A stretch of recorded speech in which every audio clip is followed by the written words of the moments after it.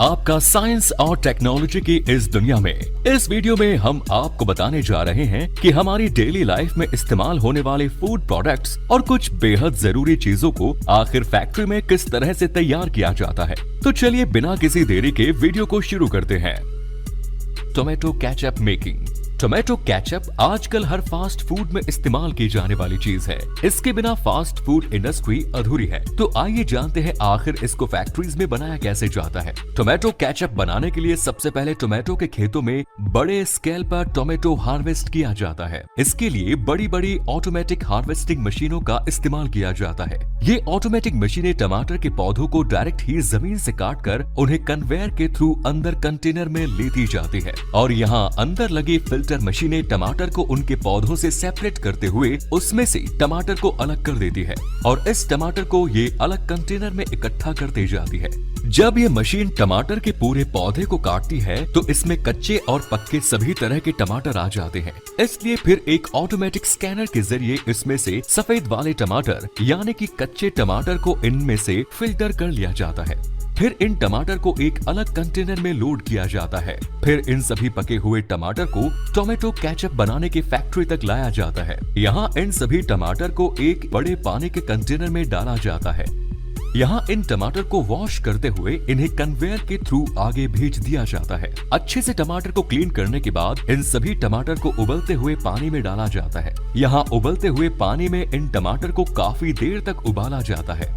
जब इन टमाटर की ऊपरी स्किन गलने लगती है तो फिर इन टमाटर को एक कन्वेयर की मदद से इस गर्म पानी में से निकाल लिया जाता है और इन उबले हुए टमाटर को कन्वेयर के थ्रू आगे भेजा जाता है, जहां कुछ ऑटोमेटिक मशीनों द्वारा इनके छिलकों को इन पर से हटा लिया जाता है। ऑटोमेटिक मशीन्स द्वारा इनके छिलके हटाने के बाद इन सभी टमाटर को कन्वेयर के थ्रू वर्कर्स की एक टीम के पास भेजा जाता है, जहां पर इन टमाटर की मैन्युअली छटाई होती है ताकि इनमें कोई बिना छिला हुआ टमाटर न रह जाए। इसके बाद में इन सभी टमाटर को फिर से एक बार कन्वेयर पर डालकर आगे एक मिक्सिंग मशीन तक पहुंचा दिया जाता है। यहाँ ये मशीनें इन टमाटर को क्रश करके इनका सॉस बनाती है और यहीं पर इनमें कुछ जरूरी इंग्रेडिएंट और प्रिजर्वेटिव मिला दिए जाते हैं जो कि इसके टेस्ट के साथ इसकी उम्र को भी बढ़ा देते हैं।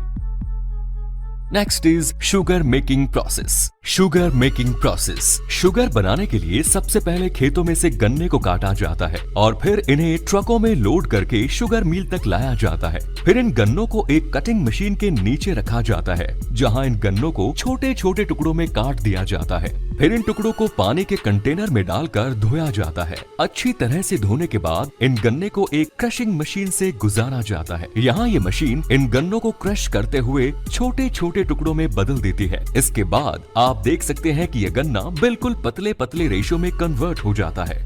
फिर इस गन्ने को कन्वेयर के थ्रू जूस निकालने वाली मशीन तक ले जाया जाता है। यहाँ इन गन्नों को मल्टीपल रोलर्स के बीच से गुजारा जाता है, जहाँ अच्छे से इनका पूरा जूस निकाल लिया जाता है। अब इस गन्ने के जूस को अलग कंटेनर में इकट्ठा कर लिया जाता है। फिर इस गन्ने के जूस में सल्फर डाइऑक्साइड मिलाया जाता है। इसी केमिकल की वजह से चीनी के दाने क्रिस्टल के फॉर्म में आते हैं। इसके बाद में इसमें लाइम पाउडर मिलाया जाता है। लाइम पाउडर मिलाने के बाद इस जूस को कुछ घंटों तक यूं ही छोड़ दिया जाता है। ये लाइम पाउडर गन्ने के जूस में मौजूद इम्प्योरिटीज को कंटेनर की निचली सतह पर बैठा देता है।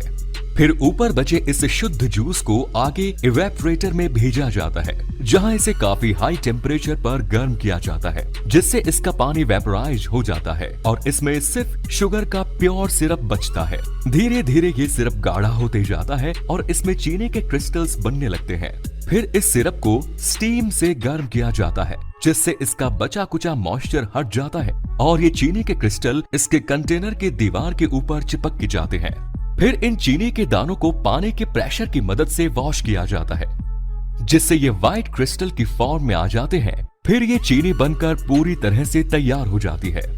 फिर चीनी के दानों को अलग अलग छोटी बड़ी छलनी से छान लिया जाता है और इस तरह से इसमें से 2-3 अलग अलग साइज के दाने वाली चीनी तैयार हो जाती है और इसमें सबसे बारीक वाला पार्ट शुगर पाउडर बन जाता है। इसके बाद इस चीनी को बड़े बड़े कंटेनर्स में पैक करके मार्केट के लिए भेज दिया जाता है।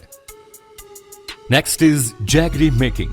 जैगरी यानी कि गुड़ बनाने की प्रोसेस भी लगभग शुगर बनाने की प्रोसेस के जैसे ही होती है। इसमें भी गन्नों को खेतों से काटकर उन्हें ट्रक में लोड करके फैक्ट्रीज तक लाया जाता है। यहाँ इन गन्नों को डायरेक्टली ही जूसिंग मशीन में डाल दिया जाता है, जहाँ इन गन्ने का जूस निकाल लिया जाता है। इसके बाद इससे निकले जूस को एक छलनी से छानते हुए एक अलग कंटेनर में जमा कर लिया जाता है और जूस निकालने के बाद गन्ने के छिलके को अलग जगह पर धूप में सुखा दिया जाता है और फिर इस गन्ने के जूस को एक बड़े कंटेनर में ले लिया जाता है, जहां इसे आग के ऊपर पकाया जाता है। आपको बता दें कि इस गन्ने को पकाने में जो ईंधन लगता है उसमें इसी के छिलके को सूखने के बाद जलाकर इस्तेमाल किया जाता है। जब ये गन्ने का रस उबलने लगता है तो इसमें ऊपर की तरफ इम्प्योरिटीज जमा होने लगती है। इस गंदगी को कुछ वर्कर्स द्वारा बड़े बड़े चम्मच में भरकर अलग किया जाता है। ये प्रोसेस कई घंटों तक की जाती है जब तक कि इसकी प्यूरी इम्प्योरिटीज खत्म ना हो जाए। ऐसा करते हुए इसमें गन्ने का रस गाढ़ा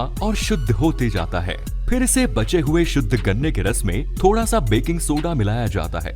बेकिंग सोडा के साथ इसे पकाने से इसकी कंसिस्टेंसी गाढ़ी होती जाती है। ऐसे ही कुछ देर पकाने के बाद जब इसकी कंसिस्टेंसी बिल्कुल सही हो जाती है तो फिर इसे कुछ घंटों तक यूं ही ठंडा होने के लिए छोड़ दिया जाता है। इसके बाद ये गुड़ बनकर तैयार हो जाता है। फिर इसे अलग कंटेनर में ले लिया जाता है। अलग कंटेनर में लेने के बाद इस लिक्विड को अलग अलग शेप और साइज के कंटेनर्स में भर दिया जाता है। इस तरह से इस सारे गुड़ को इन छोटे छोटे बर्तन में जमा कर दिया जाता है और फिर इन बर्तनों में इस गुड़ के ठंडा हो जाने के बाद इन्हें अलग कर लिया जाता है, जिसके बाद ये गुड़ मार्केट में भेजने के लिए पूरी तरह से तैयार हो जाता है। Next is Honey extraction process. शहद बनाने के लिए सबसे पहले सही जगह का चुनाव किया जाता है। ये जगह फूलों या फसलों के बड़े बड़े खेतों के आसपास होती है। यहाँ सबसे पहले शहद के कई सारे बॉक्सेस को रख दिया जाता है। इन बॉक्स के अंदर कई सारे मधुमक्खी के आर्टिफिशियल छत्ते होते हैं। फिर इन खाली छत्तों में पालतू मधुमक्खियों को छोड़ दिया जाता है। ये मधुमक्खियाँ आसपास के फूलों से रस को लेकर इनमें इकट्ठा करती जाती है। कुछ दिनों बाद मधुमक्खियों के इन बॉक्सेस को खोलकर चेक किया जाता है। जब इनमें शहद अच्छी मात्रा में भर जाता है तो फिर इन छत्तों को इन बॉक्सेस से एक एक करके निकाला जाता है और इस पर से मधुमक्खियों को हटाया जाता है। इसके बाद इन छत्तों को डायरेक्टली ही शहद निकालने वाली जगह पर ले जाया जाता है। यहाँ सबसे पहले मधुमक्खी के छत्ते को एक मशीन के ऊपर रखा जाता है और यहाँ इनके छत्तों के ऊपर वाले ढक्कन को हटा दिया जाता है ताकि शहद को इनमें से निकालना आसान हो जाए। आप देख सकते हैं किस तरह से इनके ऊपर की ओपनिंग को हटाया जा रहा है। इसके बाद सभी छत्तों को एक एक्सट्रैक्टिंग मशीन में डाला जाता है। ये एक रोटेटिंग मशीन होती है जिसके अंदर इन छत्तों को डालकर गोल गोल घुमाया जाता है। इस तरह से इन छत्तों को घुमाने से इनमें मौजूद शहद इसमें से निकलने लगता है। शहद निकालने के बाद जब ये छत्ते खाली हो जाते हैं तो इन्हें हटाकर उनकी जगह वापस से एक आर्टिफिशियल छत्ता लगा दिया जाता है और फिर इन्हें वापस से मधुमक्खियों के बॉक्स में डाल दिया जाता है। इस तरह से मधुमक्खी पालन से काफी जल्दी और ज्यादा क्वांटिटी में शहद को प्राप्त कर लिया जाता है और फिर इकट्ठा हुए इस शहद को ऑटोमेटिक मशीन के जरिए अलग अलग साइज के कांच के जार में भरकर मार्केट में भेज दिया जाता है।